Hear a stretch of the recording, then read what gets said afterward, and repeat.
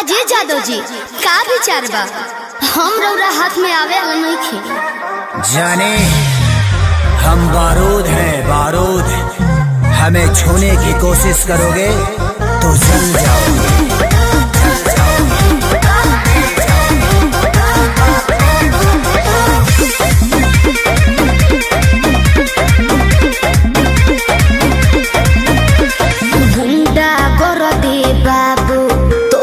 चले नहीं अच्छा मिली ना ऊंची झवा जवन तोहरा चाहे देवे के पड़ी। अरे सीधे सीधे मनबू की सीधे सीधे मनबू की गोली चलबू हो नाच के मलकिनी जी कहा नाच के जईबू हो कहियो ना कहियो जा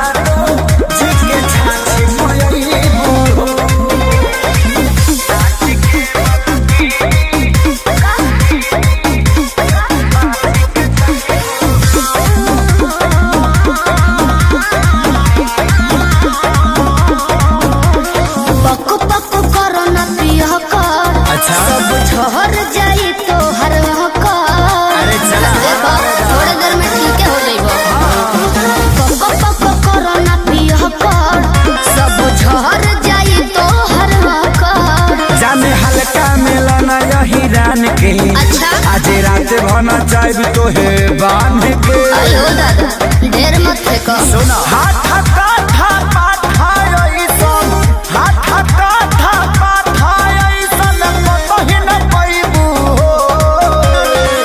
नाच के मलकिनी कहा नाच के जईबू कहियो ना कहियो जादो जी के छाछी मयईबू।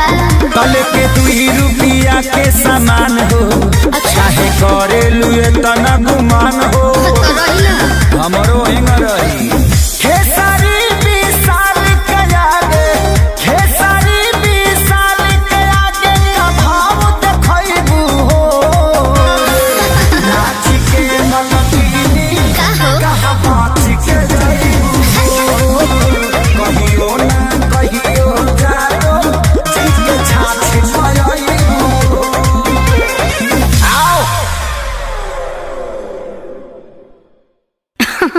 अरे पूरा इंडिया हिली बाबू, खाली तू देखत जा।